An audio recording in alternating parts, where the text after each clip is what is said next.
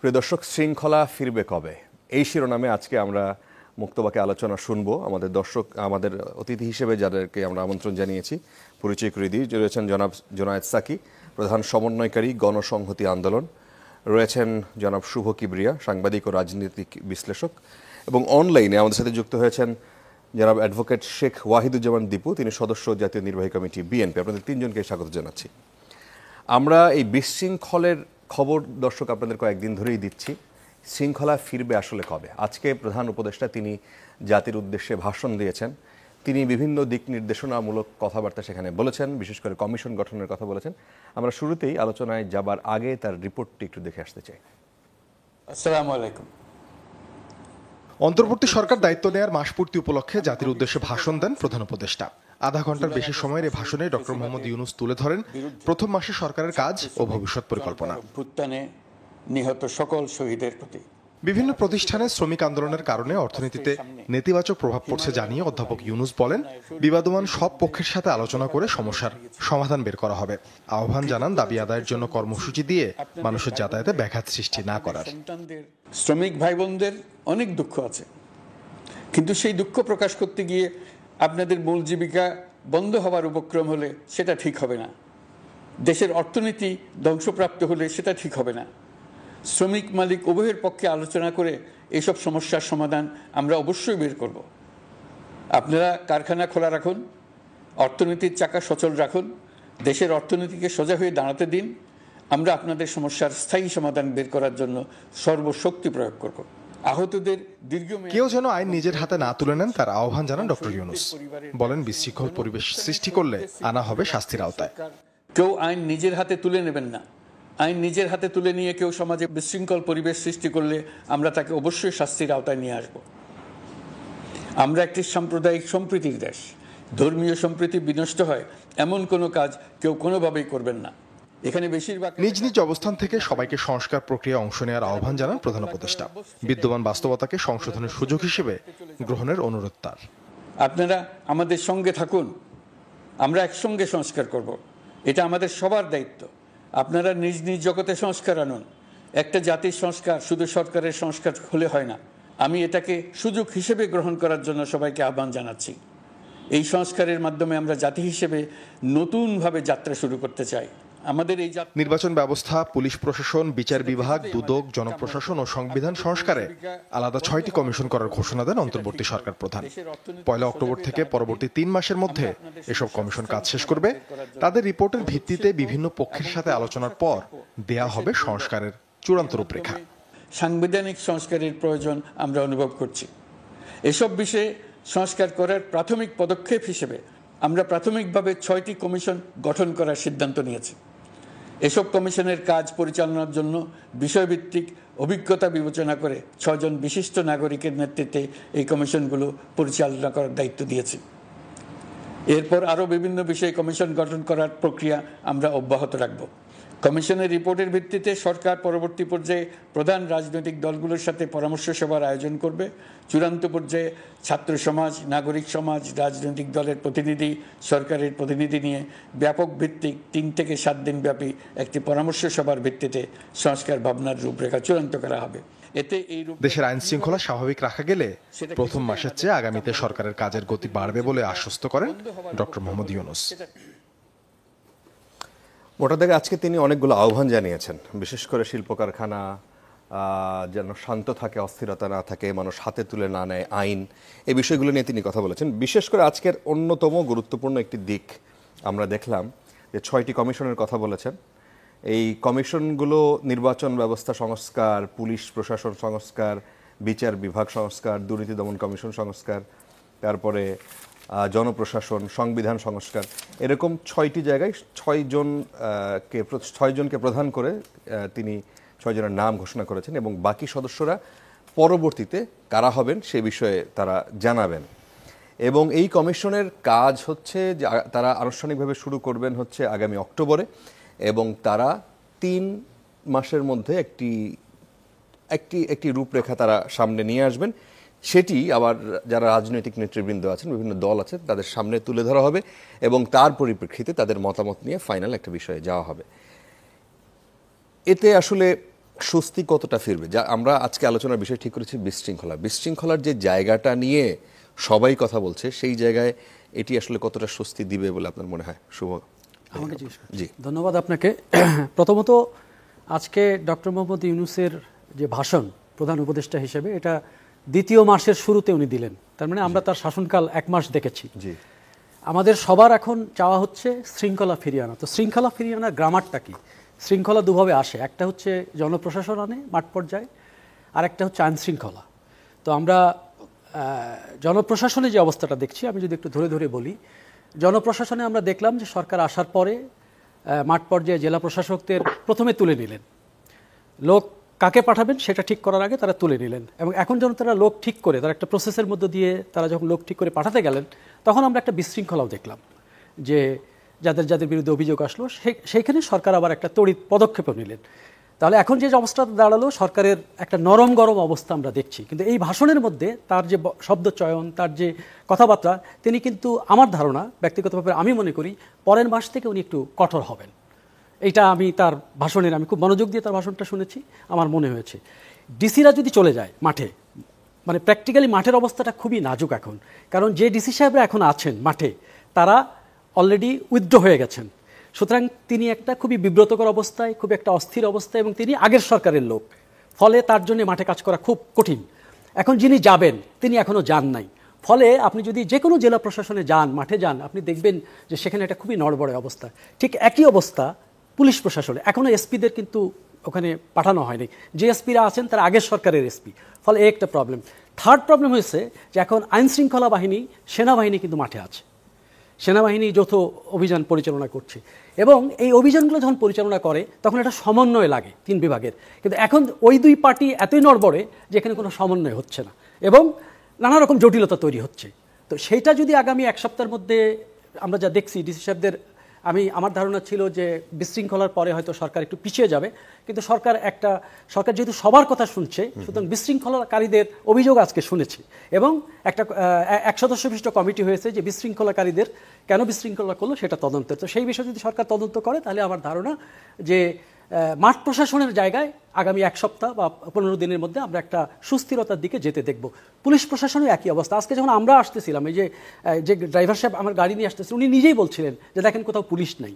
হ্যাঁ, যে পুলিশ আছে সে পুলিশও ঠিক কনফিডেন্ট না, কারণ ঢাকা শহরে কিন্তু একটা নতুন পুলিশের সমাবেশ ঘটেছে। তারা এই জায়গাটার সঙ্গে এখনও ঠিক নিজেদেরকে মানে সাজুজ্য খাটিয়ে যে কাজ করা, সেটা এখনও বেগে আসে নাই। তাহলে এই দুইটা যদি আসে, আরেকটা বিশৃঙ্খলার বড় জায়গা হয়েছে আমাদের শিল্পাঞ্চল। তো শিল্পাঞ্চল দুভাবে হচ্ছে, একটা হচ্ছে যে এটা কোনো ষড়যন্ত্রের অংশ কিনা সেটা দেখতে হবে রাজনৈতিকভাবে, গোয়েন্দা পরিস্থিতির মধ্য দিয়ে। আরেকটা হচ্ছে এটা একটা আইন শৃঙ্খলা পরিস্থিতি, সেটা মোকাবেলা করতে হবে।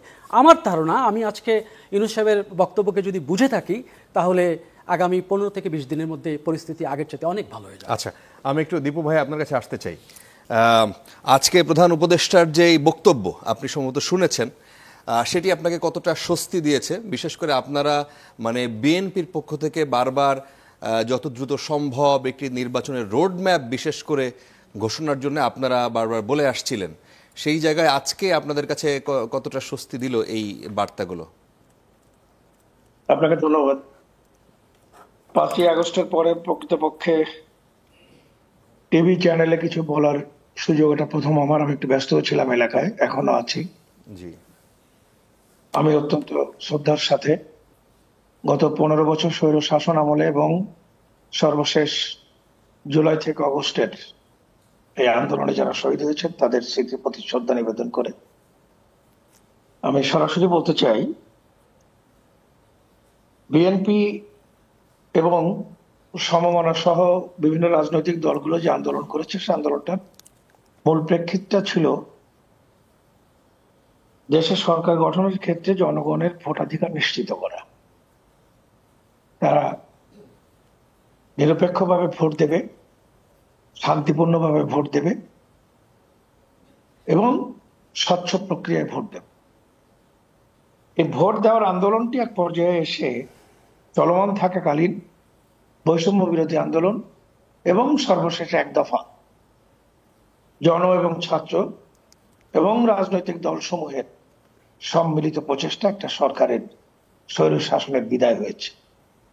এখানে দাবিটা কি ছিল? বৈষম্য বিরোধী আন্দোলনের যে দাবির বিষয়গুলো, এগুলো ইট ইজ সেটেলড। এক দফার পরবর্তী যে কার্যক্রম হাতে নিয়ে অন্তর্বর্তীকালীন সরকারের যাত্রা শুরু হয়েছে, যাকে আমরা সমর্থন দিয়েছি, প্রকৃতপক্ষে যে 6টি কমিশন আজকে গঠন করা হয়েছে এবং আরো কয়েকটি বিষয় আছে, এই যে বিশেষ করে ইম্পর্টেন্ট কমিশনগুলো গঠনের যে প্রধানদের নামকরণ করা হয়েছে, আমাদের দলীয় দৃষ্টিভঙ্গি কি আমি এখনো জানি না, প্রতিক্রিয়া কি আমি জানি না, তবে আমার ব্যক্তিগতভাবে মনে হয়েছে এটি একটি ইতিবাচক পদক্ষেপ আগামী দিনের দেশ শাসন, দুর্নীতি দূরকরণ, নির্বাচনী পদক্ষেপ গ্রহণ করার জন্য।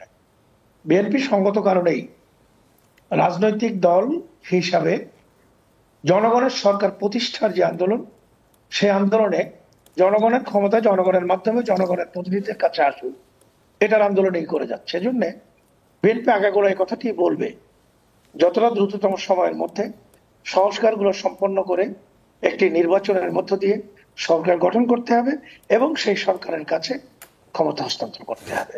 এই হস্তান্তর প্রক্রিয়াটি এবং নির্বাচনটি যত দ্রুত হবে, দেশের জনগণের মধ্যে শৃঙ্খলা বলেন, শান্তি বলেন, উন্নয়ন বলেন এবং সর্বোপরি একটি জাতিকে জাতি হিসাবে পৃথিবীর মানচিত্রে দাঁড়িয়ে থাকার যে প্রতিজ্ঞা, সেটি বাস্তবায়ন সম্ভব হবে।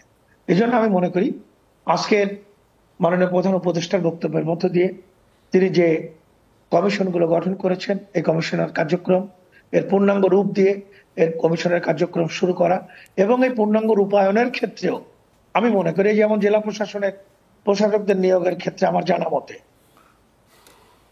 বিএনপি সহ আন্দোলনে থাকা দলসমূহের গুরুত্বপূর্ণ নেতাদের সাথে আলাপ আলোচনা করে মত বিনিময় করে এই কাজগুলি যদি করা হতো জেলা প্রশাসক নিয়োগের ক্ষেত্রে, তাহলে এত উত্তপ্ত অবস্থা তৈরি না হলেও হতে পারত। এই কমিশনগুলো সংস্কারের জন্য যে কমিশনগুলো গঠন করা হয়েছে, এদের প্রধানদের নিয়ে এই মুহূর্তে আমি কোনো মন্তব্য করতে চাই না, তবে রাজনৈতিক দলসমূহের মন্তব্য থাকতে পারে। এদের সদস্যদেরকে যাদের অন্তর্ভুক্ত করা হবে, তারা কোন চরিত্রের, কে কোন অবস্থানের, এই বিষয়গুলো বিশ্লেষণ করে, গভীরভাবে বিশ্লেষণ করে এবং মূল্যায়ন করে সঙ্গত জায়গায় সঙ্গত ব্যক্তিকে দেওয়ার বিষয়টি, এটি অত্যন্ত গুরুত্বপূর্ণ। ইচ্ছা করলেই যাকে তাকে যেখানে সেখানে বসিয়ে দেওয়া, তাহলে মূল সংস্কারের কাজটি হবে না, বাধাগ্রস্ত হবে, বিলম্বিত হবে। সুতরাং পরবর্তী পদক্ষেপগুলো অতিরিক্ত সচেতনতার সাথে স্টেক হোল্ডার যাদেরকে ঘোষিত বা অঘোষিত বলা হচ্ছে, তাদের মতামতের ভিত্তিতে করতে যাওয়া করা, এটি একটি সঠিক পদক্ষেপ হবে বলে আমি মনে করছি এবং সে ধরনের আহ্বান আমি জানাতে চাই। আমি বিবেচনা করি আমরা আসবো দিবু ভাই, আপনার কাছে আবার আসবো। ইতিবাচকতা আছে। জি, জনাব জুনায়েদ সাকি, আপনার কাছে আসতে চাই যে এই যে কমিশনের কথা, আমরা একটা রূপরেখা বা রোড ম্যাপটা কি হবে, এই সরকারের দৃশ্যমান কাজ 1 মাস পার হয়ে গেল, যে দৃশ্যমান কাজ অনেকেই এখনই স্বস্তি প্রকাশ করতে চান না, আবার অনেকেই টেনশনে আছেন যেই বিশৃঙ্খলা আমরা পরিস্থিতি দেখছি। আপনি আসলে কতটা স্বস্তির মধ্যে আছেন এবং আজকে প্রধান উপদেষ্টার বক্তব্যের মধ্য দিয়ে একটা কিছু রেজাল্ট পাওয়া যাচ্ছে বলে আপনার কাছে মনে হচ্ছে কিনা? ধন্যবাদ আপনাকে। আমি সহ আলোচক সহ যারা দেখছেন সবাইকে সালাম এবং শুভেচ্ছা জানাই।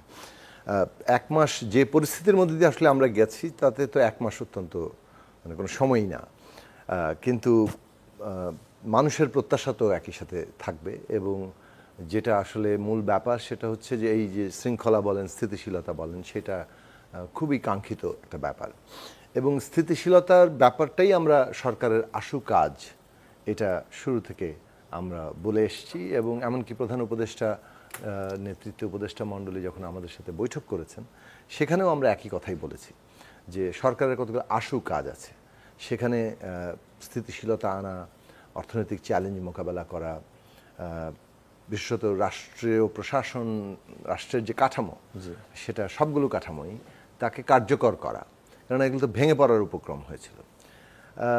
এর পাশাপাশি তো বিচারের প্রশ্ন আছে, শহীদ যারা হয়েছেন, আহত যারা হয়েছেন, তাদের বিষয়গুলো অত্যন্ত গুরুত্বপূর্ণ, সেগুলো আমরা আগে তুলেছি। তো আমরা এই কথা বলবো যে সরকারের দিক থেকে স্থিতিশীলতা আনার ক্ষেত্রে প্রশাসনকে বিশেষভাবে যেভাবে কার্যকর করার উদ্যোগ নেওয়া দরকার, সেটা অনেকগুলো পদক্ষেপ আমরা দেখছি, কিন্তু এই কথাটা আমি এটা বলবো যে পদক্ষেপগুলোর মধ্যে আবার দেখা যাচ্ছে যে নানা ধরনের একটা পরিস্থিতি তৈরি হচ্ছে। যেমন একটু আগে বলা হলো আর কি, গতকাল জেলা প্রশাসক নিয়োগ, এই ধরনের অনেকগুলো জায়গায় নিয়োগ নিয়েও নানা ধরনের সমস্যার সৃষ্টি হচ্ছে। এইটা কিভাবে কার্যকরভাবে করা যায়, সেই ক্ষেত্রে বর্তমান সরকারের আরও যত বেশি আলাপ আলোচনা কিংবা অংশীজনদেরকে যুক্ত করা যায়, সেটা ইতিবাচক ব্যাপার আমি মনে করি। সেটা করা দরকার, করলে ভালোর চেয়ে খারাপ হওয়ার কোনো সুযোগ নেই। সুতরাং সেই বিষয়গুলোতে যাওয়া দরকার, আর একটু দ্রুত করা দরকার, এফেক্টিভ করা দরকার।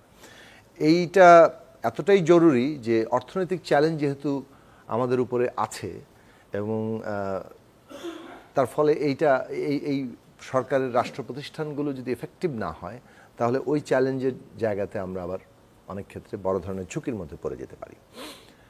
এখন ধরুন যেটা আপনি বলছেন যে আসলে পোশাক শিল্পে আমরা একটা কিংবা শিল্পাঞ্চলে একটা মানে অস্থিরতা দেখতে পাচ্ছি। অস্থিরতা তো সব মহলেই আছে। অনেক দিনের মানে যাকে বলে চেপে থাকা, একটা দাবিয়ে রাখা যে সমাজ কিংবা দেশ, জনগণ প্রত্যেকেই তার নিজ নিজ দাবি নিয়ে হাজির হচ্ছে। বিগত ফ্যাসিস্ট সরকার মানুষের সংগ্রামটা নাই করে দিয়েছিল, ওটা ভিক্ষাবৃত্তিতে পরিণত হয়েছিল।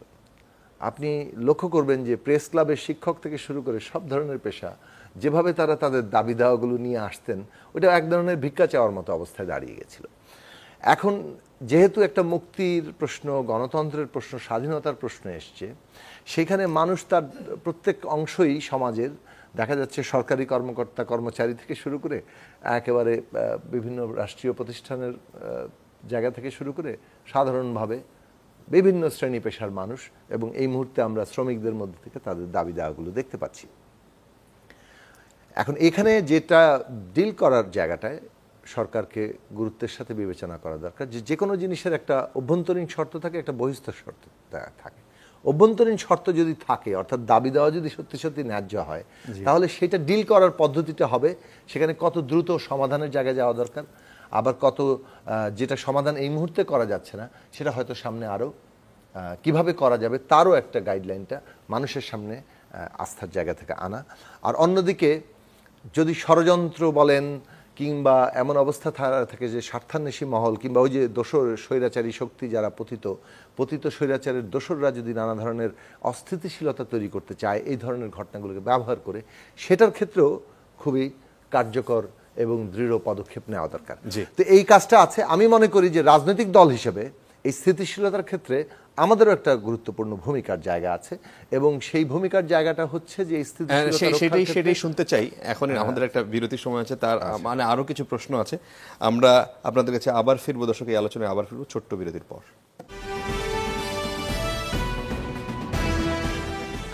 ইস্পাহানি মির্জাপুরটা মুক্তবাক আপনারা দেখছেন চ্যানেল 24-এ। আমরা আলোচনা করছি আজকে শৃঙ্খলা ফিরবে কিসে, কিভাবে আসবে দেশের স্বাভাবিক পরিস্থিতি।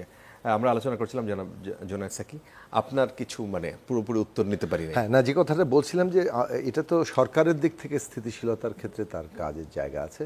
রাজনৈতিক দলগুলোকেও, শিক্ষার্থীদেরকে এবং শ্রেণী পেশার সংস্থাদেরকেও কিভাবে এই স্থিতিশীলতার ক্ষেত্রে মানে তাদের ভূমিকা রাখার ব্যবস্থা করা যায়, সেটাও সরকারকে ভাবা দরকার। এবং রাজনৈতিক দলগুলো আসলে স্ব উদ্যোগেই এই কাজগুলো করছে কিংবা আরো ব্যাপকভাবে করা দরকার। কেননা এই পুরো পরিস্থিতিটা না, যদি একটু পরিষ্কার করে বলেন কোন রাজনৈতিক দল কাজ করছে মাঠ পর্যায়ে। যেমন আজকেও দিবু ভাই, এই বিষয়ে দিবু ভাইয়ের কাছে প্রশ্ন আছে। আমরা বিএনপির নিয়মিত বিশৃঙ্খলা দেখছি। বিএনপি বড় দল, দেখেন বিএনপির কোথাও নিজেদের মধ্যে কিছু হচ্ছে, সেটা বিএনপি নিশ্চয়ই তাদের দেখা উচিত, এবং সেই সমস্যাগুলো তারা সমাধান করবে, সেটা নিয়ে আপাতত আলোচনা না করে। যেমন ভূমিকা কিন্তু রাখা হচ্ছে ইতিমধ্যে। যদি আপনি দেখেন যে আশুলিয়াতেই এই যে শ্রমিকদের আন্দোলনের মধ্যে মানে রাজনৈতিক দলগুলো, শ্রমিক সংগঠনগুলো তারা কাজ করছে, আমরা কাজ করছি ওখানে, এবং ভূমিকা রাখার চেষ্টা করছি যাতে করে পুরো পরিস্থিতিটা, আন্দোলন দাবি দেওয়া সেটা তো থাকবে, কিন্তু এটা যাতে নৈরাজ্যকারীরা শ্রমিক আন্দোলনকে যাতে ব্যবহার করে একটা কোনো ধ্বংস জায়গায় যেতে না পারে, সেই জায়গাগুলোতে ভূমিকা রাখার নিশ্চয়ই রাজনৈতিক দলগুলোর জায়গা আছে। তো এটা আমি মনে করি যে একটা সার্বিক সম্মিলিত চেষ্টার জায়গা। অন্যদিকে একই সাথে যে মানে রাষ্ট্র নতুন বন্দোবস্ত, নতুন গণতান্ত্রিক রাজনৈতিক বন্দোবস্ত বলেন, সংবিধান, গণতান্ত্রিক সংবিধান প্রতিষ্ঠা করা বলেন, এবং সব মিলিয়ে যে রাষ্ট্র ব্যবস্থার যে রূপান্তর সংস্কার, সেই প্রশ্নে প্রত্যাশা আছে। এবং আজকে প্রধান উপদেষ্টা যে বক্তব্য রাখলেন, আমরা ওই প্রস্তাবগুলো তুলেছিলাম যে অন্তর্বর্তীকালীন সরকারের দিক থেকেও একটা উদ্যোগ থাকা দরকার, যে তারা কোন কোন ক্ষেত্রে সংস্কারের বিষয়ে তাদের সুনির্দিষ্ট প্রস্তুতিটা কি। আবার রাজনৈতিক দলগুলো, শিক্ষার্থীরা, শ্রেণী পেশার সমস্ত মানুষের কিন্তু অংশীজনদের আবার তাদের নিজেদের প্রস্তাব আছে, এবং এই একটা গণতান্ত্রিক প্রক্রিয়ার মধ্যে দিয়ে একটা জাতীয় ঐক্যমত্য প্রতিষ্ঠার প্রশ্ন আছে। এখন ইনস্টিটিউশনাল যে প্রিপারেশন লাগে, একটা কাজ প্রাতিষ্ঠানিকভাবে আয়োজন করা, একটা হচ্ছে রাজনৈতিক দলগুলো যখন প্রস্তাব করে তখন মূল পলিসি লেভেলের প্রস্তাবটা করা হয়, কিন্তু তার আবার অনেক খুঁটিনাটি দিক থাকে। কিন্তু একটা সংস্কারের যে নানান খুঁটিনাটি বিস্তারের দিক, সেই দিকগুলো কিন্তু প্রাতিষ্ঠানিকভাবে কিছুটাতে সৃষ্টি করতে হয়। ফলে অন্তর্বর্তী সরকার যে এই প্রস্তুতিটা নিয়েছে, এটা আমি মনে করি অত্যন্ত গুরুত্বপূর্ণ একটা পদক্ষেপ। এবং এখন তাদের একই সাথে যেমন তাদের প্রস্তাব তৈরি হওয়া দরকার, রাজনৈতিক দলগুলোর সাথে সিরিয়াস এঙ্গেজমেন্ট দরকার, আলাপ আলোচনা দরকার। শিক্ষার্থীদের প্রস্তাব থাকবে, মানে শ্রেণী পেশার বিভিন্ন অংশের মানুষের প্রস্তাবগুলো থাকবে, এবং সেইগুলোকেও কিন্তু কন্টিনিউয়াসলি এঙ্গেজ করা। যেমন এই যে ধরুন আজকে বিচার বিভাগ সংস্কার কমিশন করা হলো, এই কমিশনের কিন্তু প্রত্যেকের সাথে বসা দরকার। রাজনৈতিক দলগুলো কি ভাবে, শিক্ষার্থীরা কি ভাবে, শ্রেণী পেশার মানুষ কিভাবে ভাবে, সাধারণ মানুষ কিভাবে ভাবে, এই জায়গাগুলো তারা কেবলমাত্র এটা একটা, আমি মনে করি, একাডেমিক এক্সারসাইজ না, এটা অংশীজনদের সাথে আলাপ আলোচনারও গুরুত্বপূর্ণ ব্যাপার। এবং এইটা যদি করা হয় তাহলে আমরা হয়তো একটা এই যে যাকে বলে সংস্কারের ক্ষেত্রে কাজগুলো কি এবং সেটা কি পরিমাণ সময় লাগবে, ওটার ভেতর থেকে কিন্তু রোড ম্যাপটা বেরিয়ে যায়। আচ্ছা, আমি শুভ ভাই আপনার কাছে আসতে চাই। আপনি একটু বলবেন যে এই সরকার আওয়ামী লীগ যখন ক্ষমতায় ছিল, তার বাইরে তাদের বিরোধিতা যারা করেছে সবাই মিলে এই সরকার, কিন্তু এখন কি এই কম সময়ের মধ্যেই এই সরকারকেই কেউ কেউ বিরোধী, মানে তাদের মতের বিরোধী বলে গণ্য করছে কিনা? না, প্রথম কথা হচ্ছে যে আমরা আজকে তো সেপ্টেম্বর, তাই না? আপনি জুনের কথা চিন্তা করেন, জুলাইয়ের কথা চিন্তা করেন, কোথায় ছিলাম আর কোথায় এসছি। আমি কি কোনো দিন, আমরা তো গত 16 বছর ধরে এসব কথাবার্তা বলে আসছি, আমরা কি কোনোদিন চিন্তা করেছিলাম যে বাংলাদেশে একটা গুমের জন্য কমিশন হবে? আমরা কি কোনোদিন ভাবতে পেরেছিলাম যে এই ফ্যাসিবাদকে হটিয়ে আমরা এখানে মানবতা বিরোধী অপরাধের বিচারের জন্য একটা ব্যবস্থা করতে পারবো?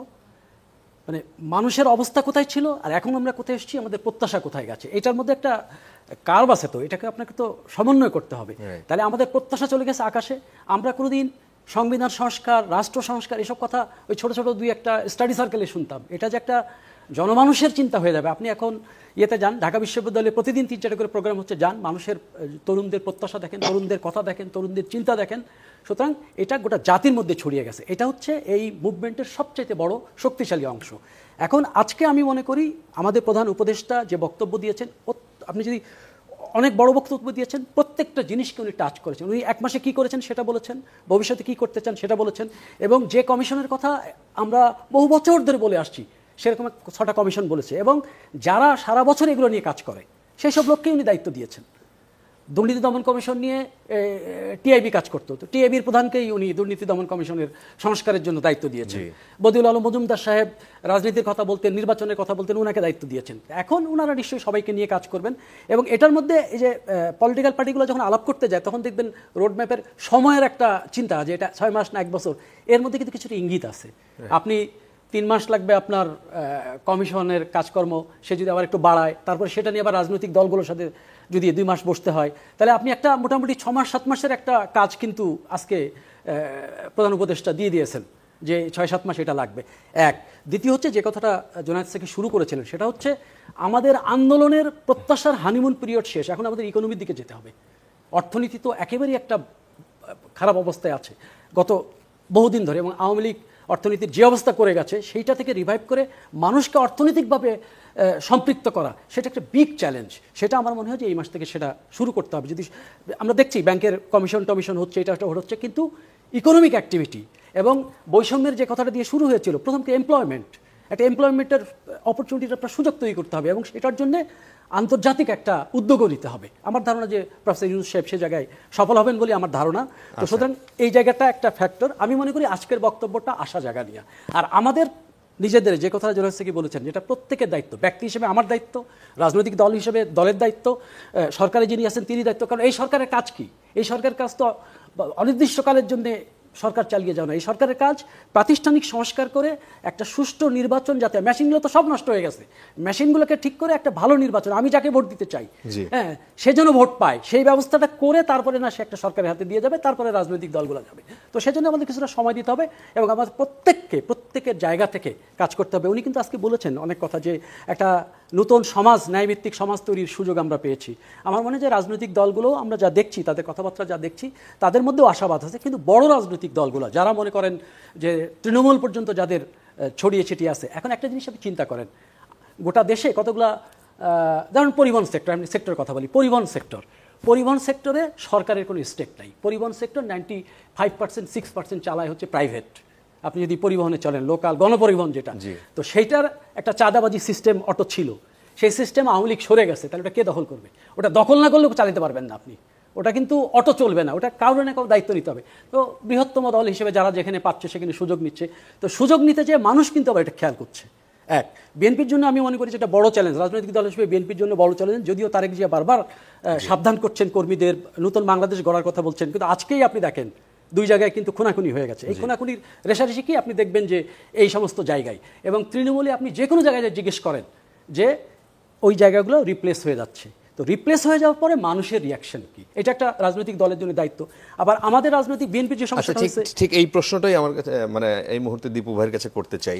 দীপু ভাই, আপনি একটু বলবেন যে এই জায়গায় শুভ ভাই যেটি বলছিলেন যে এইটা বিএনপির জন্য একটা বড় চ্যালেঞ্জ কিনা, যে আজকেও আমরা কয়েক জায়গায় খুনোখুনি দেখলাম, গতকালকেও দেখেছি, তার আগের দিন দেখলাম যে একজন মুক্তিযোদ্ধাকে এইভাবে অপমান করা হচ্ছে, এবং আস্তে আস্তে বিশৃঙ্খলাটা প্রকাশ্য এসে যাচ্ছে। তো এই জায়গায় বিএনপির আসলে মানে চ্যালেঞ্জগুলো কি কি, আপনার কি মনে হয়?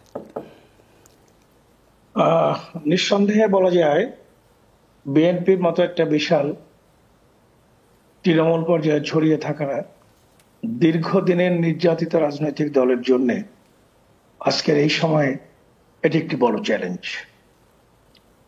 চ্যালেঞ্জটি আসবার পিছনে আমরা একটা শঙ্কায় ছিলাম।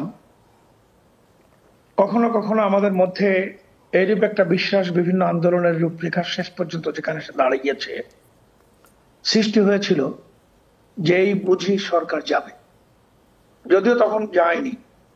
আমরা সবাই ভাবতাম যে আমাদের নেতা কর্মীদের উপরে এই সরকারের লাগাতার ভাবে মিথ্যা মামলা, হামলা, গুম খুন, লুটপাট, ঘের জমি বাড়ি দখল, গরু বাছুর নিয়ে যাওয়া, চাকরি বাকরি না দেওয়া, এবং এক কথায় চূড়ান্ত পর্যায়ের নির্যাতন নিগৃহীত করে যে ক্ষোভের সৃষ্টি করেছিল আওয়ামী লীগ এবং তার দোসর সরকারদের বিদায়ের সাথে সাথে, এই পুঞ্জীভূত ক্ষোভ যদি একসাথে উদ্গীরিত হয় তাহলে তার পরিণতি কত ভয়াবহ হবে আমরা মাঝে মাঝে এটা ভাবতাম। কিন্তু সত্যি বলতে কি, ওদের বিদায়টা আমরা যত স্বাভাবিক ভাবতাম তার থেকেও ভয়াবহ হওয়ার পরেও যে সময় পুলিশ প্রশাসন গোটা দেশের, অস্ত্রধারী সকল প্রশাসন গোটা দেশের জনগণ এবং ছাত্রদের কাছে আত্মসমর্পণ করে পালিয়েছে বলা যায়, সেই সময়ে রাজনৈতিক প্রতিপক্ষদেরকে খুন করার প্রায় কোনো নজির নাই, ছোটখাটো কিছু বিভিন্ন ধরনের দুর্ঘটনা ছাড়া। এক মাসের এই যে ধারাবাহিক কার্যক্রমের মধ্যে আমি বলেছি যে আমি এলাকায় কাজ করছি, কাজ করাটা এখানে, এই চ্যালেঞ্জগুলোকে আমরা আমাদের পার্টির ভারপ্রাপ্ত চেয়ারম্যান এবং তার আগে হাসপাতাল থেকেই আমার দেওয়া আমাদের দলের চেয়ারপারসন দেশনেত্রী বেগম খালেদা জিয়ার যে ভাষণ, এই বক্তব্য, যে নির্দেশনা, এটাকে কার্যকরী করে জনগণকে সাথে নিয়ে, দলীয় নেতাকর্মীদেরকে সাথে নিয়ে সব ধরনের দুর্নীতি দুঃশাসনের বিরুদ্ধে আমাদের যে ঐক্য, সে ঐক্যকে আরো সংহত করার জন্য, এমন কোন ঘটনা যাতে না ঘটে, যাতে কোনো অপবাদ আমাদের গায়ে এসে লাগে, এর বিরুদ্ধে দল এবং জনগণকে প্রতিনিয়ত মোটিভেট করার কাজে আমরা যুক্ত হচ্ছি। আমি আপনাকে একটি ছোট উদাহরণ দিতে চাই আমার এলাকা নিয়ে। আমি একটি হিন্দু অধ্যুষিত এলাকার অধিবাসী, যার একটি অংশে উপজেলার নাম চিতলমারী, বাগেরহাট জেলা, যেখানে সবাই জানে এখানে একটু হিন্দু সংখ্যাগরিষ্ঠতা আছে। এখানে স্কুল কলেজগুলোতে একটা বিশেষ এলাকায় 85% পর্যন্ত হিন্দু সম্প্রদায়ের ছাত্রছাত্রী এবং শিক্ষক। এই জায়গায় অনেক ছাত্রছাত্রী স্কুলে আসেন, শিক্ষকরা স্কুলে আসেন। আমি এসব এলাকায় এবং প্রায় সব জায়গাতেই, সবগুলো থানাতে, আমার 3টি থানা, স্কুল কলেজগুলোতে আমি কাজ করছি। এখানে যে বিষয়টিকে আমি পেয়েছি তার মধ্যে কোন দুষ্কৃতিকারীর পক্ষ থেকে ভীতি প্রদর্শন করা অপেক্ষা একটি বিশেষ রাজনৈতিক দলের সদস্য থাকার কারণে তাদের মধ্যে সৃষ্ট অপরাধ বোধ থেকে তাদের মধ্যে একটা ভীতির কাজ করে যাচ্ছে, যে ভীতি থেকে তারা অনেকেই ঘর থেকে বেরোচ্ছে না, বেরোলে কোনো বিপদ হতে পারে এই আশঙ্কায় তারা স্কুল কলেজে আসছে না। এরকম তথ্য আমার কাছে আছে এবং ছিল। আমি ছাত্র ছাত্রী, শিক্ষক এবং অভিভাবকদের নিয়ে বিশাল বিশাল সমাবেশ করে প্রকাশ্যে ঘোষণা করেছি।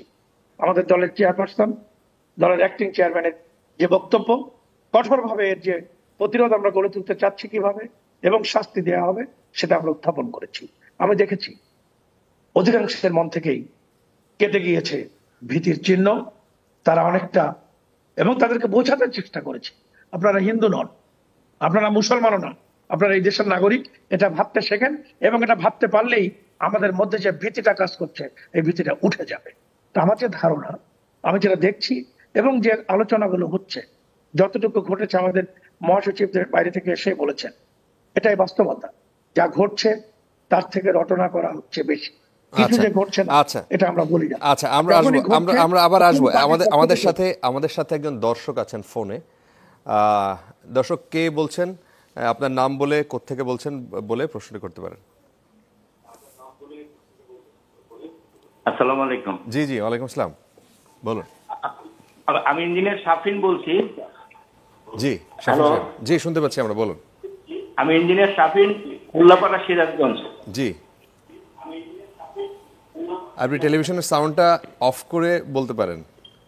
জি জি জি, প্লিজ, থ্যাংক ইউ। ওই আমি বলছিলাম, আমি আজকের উপস্থাপক আপনি সহ, সঞ্চালক আপনি সহ, আলোচক, বিশেষ করে আমাদের অত্যন্ত পরিচিত সাকিব ভাই, জুনায়েদ সাকিব ভাইকে স্বাধীন বাংলাদেশের, এই নতুন বাংলাদেশের তাকে স্বাগত। শুভেচ্ছা। আপনার প্রশ্নটি? জি, আপনার প্রশ্নটা করছি এইটা যে আমাদের গত 16 বছরের স্বৈর শাসনের যে বিভিন্ন পর্যায়ে যে প্রশাসনকে তারা ঢেলে সাজায় রাখছিল তাদের মতো করে, তো আজকের আলোচনার যে বিষয়বস্তু, শৃঙ্খলা ফিরবে কিভাবে? তো আমার প্রশ্ন যে এই ব্যক্তিগুলোকে রেখে শৃঙ্খলা ফেরানো কি আদৌ সম্ভব? এই প্রশাসনকে অনেক ধন্যবাদ। এই প্রশাসনকে রেখে শৃঙ্খলা ফেরানো সম্ভব কিনা, এর সাথে যুক্ত করি, সাকিবের কাছে প্রশ্ন করেছেন, এর সাথে যুক্ত করি যে আজকেও আমরা সচিবালয়ে হট্টগোল দেখেছি ডিসিদের পোস্টিংয়ের ক্ষেত্রে। গতকালকেও ছিল, গতকাল ধাক্কাধাক্কি দেখেছি আমরা সচিবালয়ের ভেতরে। এবং যারা বিএনপি পন্থী যাদেরকে বলা হচ্ছে, বা জামাতপন্থী যে সব কর্মকর্তারা, তারা অভিযোগ করেছেন যে আওয়ামী লীগ সরকারের সময় পোস্টেড ছিলেন, তারাই আবার টাকা পয়সা তাদের হাতে আছে, সেই টাকা পয়সা দিয়ে তারা আবার নতুন করে পোস্টিং নিয়েছেন। তো ওনারও প্রশ্ন একই, যে এই প্রশাসন দিয়ে শৃঙ্খলা ফেরাবেন কিভাবে? না, দেখুন, এখন প্রশাসনে তো রাতারাতি লোক নিয়ে আসাটাও একটা কঠিন ব্যাপার। এই প্রশাসনের মধ্যে প্রচুর মানুষ আছেন যারা নানাভাবে হয়রানি শিকার হয়েছেন, বঞ্চিত হয়েছেন, তাদেরকে রাজনৈতিক রং দিয়ে তাদেরকে নানাভাবে দাবিয়ে রাখা হয়েছে। আবার অনেকেই আছেন যারা নিজেদের পেশাদারিত্বের সাথে কাজ করেছেন, এবং আমরা সব জায়গাতেই দেখি মুষ্টিমেয় একটা সংখ্যা, যে সংখ্যা আসলে কি পোস্টগুলোতে কিংবা জায়গাগুলোতে তাদের অবস্থানটা নিয়েছিলেন এবং পুরো ব্যাপারটাকে নিয়ন্ত্রণ করছিলেন, কিন্তু এর মাঝেই কিন্তু অনেক মানুষের খবর আমরা জানি যারা সততার সাথেও অনেকটা এবং পেশাদারিত্বের সাথে তাদের দায়িত্ব পালন করেছেন। এই যে শনাক্তকরণটা, এটা খুব গুরুত্বপূর্ণ যে কারা সত্যিকার অর্থে পেশাদারিত্বের সাথে দায়িত্ব পালন করেছেন এবং একটা সততা কিংবা একটা জায়গা তাদের ছিল, সেই শনাক্ত হওয়া দরকার। যারা হয়রানির শিকার, এটা কি খুব সহজ কথা? সময় সাপেক্ষ ব্যাপার। এই কমিশনের মতো একটা কমিটি করার দরকার, জনপ্রশাসন থেকে এগুলো বাছাই টাছাই করে, মানে না, এটা যদি মনোযোগ দেয়া যায়, মানে এটাও এই কারণেই বলা হচ্ছিল যে সকলের সাথে আলাপ আলোচনাটাও কিন্তু দরকার, কারণ আলাপ আলোচনাটার মধ্য দিয়ে কিন্তু এঙ্গেজমেন্টটাকেও বোঝা যায় যে মানে, কারণ এই মানুষগুলো তো আর আসমানে থাকে না, বাংলাদেশেই তারা থাকেন। ফলে এটার সাথে একটা সমাজের সাথে তাদের একটা এঙ্গেজমেন্ট আছে। ফলে এই বিষয়গুলোকে শনাক্ত করাটা, আমি বলবো না যে শতভাগ ইয়া হবে, কিন্তু যথার্থভাবে যারা দায়িত্বে আসার জন্য যোগ্য অথবা এই মুহূর্তে দায়িত্বটা নিষ্ঠা মানে পেশাদারিত্বের সাথে করবেন, তাদেরকে শনাক্ত করা সম্ভব এবং তাদেরকে ঠিক জায়গাগুলোতে পোস্ট করা দরকার। আমি যে জায়গাটাতে একটু ফিরতে চাই আপনার প্রসঙ্গের জায়গায়, সেটা হচ্ছে যে দেখুন, আসলেই অর্থনৈতিক চ্যালেঞ্জ, যে কথাটা আমরা শুরু থেকে বলে আসছি যে এটা একটা খুব গুরুত্বপূর্ণ জায়গা এবং দুটো দিক আছে। একটা হচ্ছে যে সাধারণ মানুষের যে আয়ের সাথে ব্যয়ের বিরাট অসঙ্গতি, যেটা নিয়ে একটা বিক্ষোভ মানুষের মধ্যে ব্যাপক রূপ নিয়েছিল, সেটা কিন্তু এখন মানে প্রকাশিত হবেই। আগে হয়তো আপনি ভয়ের চোটে কিংবা নানা ধরনের দমন পীড়নের মধ্যে থেকে মানুষের প্রকাশটা ওইভাবে থাকতো না। এখন মুক্ত পরিবেশে মানুষ তো চাইবে যে তার কথাগুলো সে যাতে বলতে পারে, তার কষ্টের কথা বলতে পারে। ফলে সাধারণ মানুষের আয়ের সাথে ব্যয়ের যে অসঙ্গতি এবং তার যে আয় অত্যন্ত কম, সেইটার ব্যাপারে সরকারকে মনোযোগ দিতে হবে। এটা কিন্তু জেনুইন প্রবলেম। আর অন্যদিকে যে বিষয়টা, যেমন ধরুন দ্রব্যমূল্যের কথা, ইতিমধ্যে প্রধান উপদেষ্টা এই বিষয়ে বক্তব্য দিয়েছেন যে মূল্যস্ফীতি এবং দ্রব্যমূল্যকে তারা দারুণ নিয়ন্ত্রণ করার জন্য নানা রকম পদক্ষেপ নিচ্ছেন। সেই পদক্ষেপটার ক্ষেত্রে যাতে সত্যিকার অর্থে মানুষের কাছে পৌঁছায়, এখন এই ক্ষেত্রেও কাঠামোগত ব্যাপার আছে। পুরনো সরকার কিংবা এই ফ্যাসিস্ট সরকার তার নিজের একেবারে গ্রাম পর্যন্ত একটা নেটওয়ার্ক, ক্লায়েন্ট এর কাঠামো, এটা তৈরি করার জন্য ওই যে যত রকম সোশ্যাল সেফটি নেট, তার যত রকম কার্ড, এগুলো সব ওই পর্যন্ত বিস্তার করেছে। ফলে এটার ক্ষেত্রে যে একটা সুষম ন্যায্য বন্টনের প্রশ্ন আছে, এগুলো জায়গাতে খুব দ্রুতই হাত দিতে হবে যাতে করে সাধারণ মানুষের সত্যিকার অর্থে তার এই সেফটি নেটের আওতার মধ্যে আসে। অন্যদিকে আরেকটা গুরুত্বপূর্ণ জায়গা হচ্ছে মানে আর্থিক খাত, ব্যাংক, এবং যে কথাটা প্রধান উপদেষ্টা ব্যাংকের কথা খুব গুরুত্বের সাথে উল্লেখ করেছেন, প্রকল্পগুলোর আবার পুনর্বিবেচনা এবং সেখানে ব্যয় যে স্বচ্ছতা নেই, কোনো জবাবদিহিতা নেই, সেই জায়গাটা গুরুত্ব দিয়েছেন। এইটার ক্ষেত্রে আমরা খুব স্পষ্ট ইয়াগুলো দেখতে চাই, মানে এমন ধরনের অ্যাটেম্প্ট দেখতে চাই যে অ্যাটেম্পটে একটা শৃঙ্খলা ফেরার ক্ষেত্রে সবার দিক থেকে একটা তাগিদ সৃষ্টি হবে। এবং সেই ক্ষেত্রে বলা চলে যে সাঁড়াশি অভিযানেরও প্রয়োজন আছে। সেই দিক থেকে আমরা বলবো যে অর্থনীতির এই দুই খাতে দ্রুত ভূমিকা নেওয়ার খুব শুভ কিবরিয়া। আপনি বলছিলেন প্রশাসনের রদবদল নিয়ে। আমার মনে হয় না যে এটা খুব একটা জটিল প্রশ্ন, কারণ আপনি খেয়াল করেন যে প্রধানমন্ত্রী বা প্রধান উপদেষ্টা যদি চান যে ডিসি আমার দলের লোক হয়ে যাক, এই ইঙ্গিত যদি সে পায়, তাহলে ঠেকানো তাকে মুশকিল, তাই না? অতীতে কিন্তু তাই হয়েছে। রাষ্ট্রপ্রধানরা চেয়েছেন, দল চেয়েছেন, সুতরাং ওই যাদেরকে দলের লোকজনকে দিয়েছেন এবং তারাও দলীয় হয়ে নিজেদের সুবিধাটা নিয়েছেন। এখন যদি প্রধান উপদেষ্টা বা এই সরকারের মোটিভ যেটা, সেইখানে একজন ডিসি আর কোনো দলের হওয়ার তার সুযোগ নাই, এক নম্বর। দুই নম্বর হচ্ছে যে আপনি পুরাতন দিনেও যান, 64 জন ডিসির মধ্যে আপনি হয়তো 20 জনকে দেখবেন যিনি খুব গর্ব করে মিটিংয়ে যে বলতেন যে আমি সলিমুল্লাহ হলে ছাত্রলীগের সেক্রেটারি ছিলাম। বাকি 45 জন কিন্তু এই কথা বলতেন না। এর মধ্যে অনেক পেশাদার লোকও আছে। সরকার যে আছে তার কাজই তো তাকে করতে হবে, সরকারি প্রোগ্রামই তো তাকে করতে হবে। তাকে বঙ্গবন্ধুর জন্মদিন, শেখ কামালের জন্মদিন, এগুলো পালন করতে হয়েছে, রাষ্ট্রীয় প্রোগ্রাম। কিন্তু তাই বলে তিনি ছাত্রলীগের সেক্রেটারি ছিলেন, সুতরাং ওই চেতনা তার মধ্যে কাজ করে না। তাহলে এর মধ্যে অনেক ভালো লোকও আছে, খারাপ লোকও আছে। এখন সরকার যা চায় ইশারায় কাফি, আমি এটা চাই, এটাই করবা। তুমি যদি বিএনপি করে থাকো, তুমি যদি আওয়ামী লীগ করে থাকো, গ্যাসও যখন ডিসি হিসেবে দেখো। এবং ইন্টারেস্টিং দেখেন যে এই আন্দোলনের পরে সবচেয়ে সুবিধাভোগী শ্রেণী হচ্ছে আমাদের ব্যুরোক্রেসি, সবচেয়ে সুবিধাভোগী। এখনো মানুষ কাতরাচ্ছে গুলি খেয়ে, আর আপনারা 13 দিনে, 11 দিনে সিনিয়র অ্যাসিস্ট্যান্ট সেক্রেটারি থেকে এডিশনাল সেক্রেটারি হয়ে গেছেন। এই সৌভাগ্য আপনাদের জীবনে আর কোনোদিন আসতো না। সুতরাং মানুষও কিন্তু তাদেরকে অবজার্ভ করছে এবং আমরা সবাইকে চিনি, পার্সোনালি সবাইকে চিনি কারা কী করছে। এরা তো আর ভিন গ্রহ থেকে আসেনি, আমরা সবাইকে চিনি।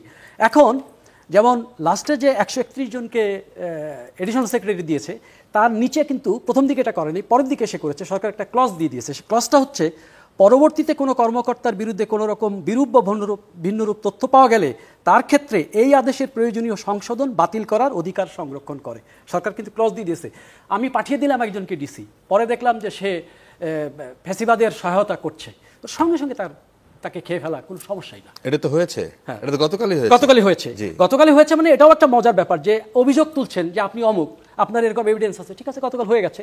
আমার মনে হয় এই সিগন্যালগুলো গেলে এইটা প্রাথমিক প্রবলেম, তো এটা 10 থেকে 15 দিন। এবং আজকে প্রধান উপদেষ্টার বক্তব্যের মধ্যে কিন্তু কিছু কঠোরতাও আছে, সুতরাং সেটা আমার ধারণা নতুন দিক নির্দেশনা দিবে এবং সরকার যেভাবে চাবে মাঠ প্রশাসন সেভাবেই কাজ করবে।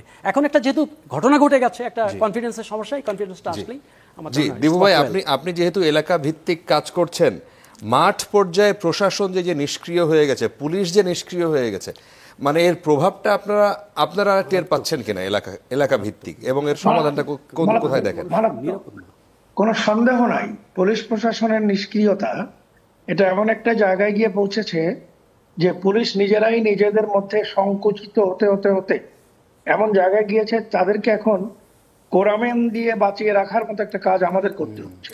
আমি নিজে প্রতিনিয়ত পুলিশ প্রশাসনের জেলা পর্যায়ের সর্বোচ্চ থেকে থানা পর্যায় পর্যন্ত এদের সঙ্গে কথা বলে এদেরকে উৎসাহিত করার চেষ্টা করছি যে আপনারা আইন শৃঙ্খলা পরিস্থিতিকে যথারীতি ঠিক রাখার জন্য, পরিচালনা করার জন্য আপনারা আপনাদের সাহসটাকে ফিরিয়ে আনেন, আপনারা আপনাদের নৈতিক যে সাহস, মনোবল, এটাকে ফিরিয়ে আনেন, আপনারা পেশাদারিত্বের সাথে কাজ করার যে আগ্রহ, সে আগ্রহ নিয়ে মাঠে আসে।